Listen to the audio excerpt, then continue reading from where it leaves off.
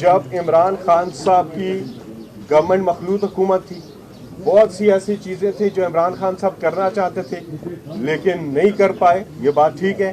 مخلوط حکومت کی وجہ سے خبریں آ رہی ہیں کہ جو ہے آئی ایم ایف جو ہے اس نے بھی کوئی بات ایسی کی ہے پولیٹیکل کنسنسس کی، کیا مذاکرات کریں آپ سے؟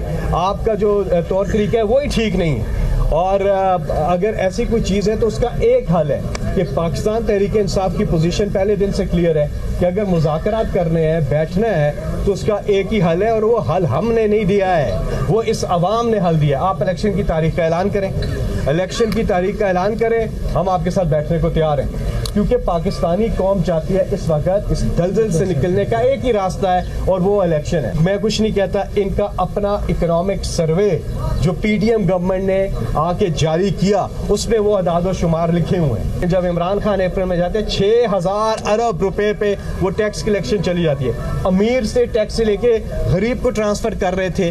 پیٹرول، ڈیزل اور بجلی کی قیمتوں میں انہوں نے کمی اس لیے کی تھی کہ بہتر اکنامک مینجمنٹ اور مزید کرنی تھی۔ رشیا کے ساتھ چیز ہو رہی تھی اور مزید پیٹرول عمران خان نے سستا کرنا تھا، ڈیزل سستا کرنا تھا۔ جب عمران خان صاحب کی گورنمنٹ مخلوط حکومت تھی، بہت سی ایسی چیزیں تھیں جو عمران خان صاحب کرنا چاہتے تھے لیکن نہیں کر پائے، یہ بات ٹھیک ہے۔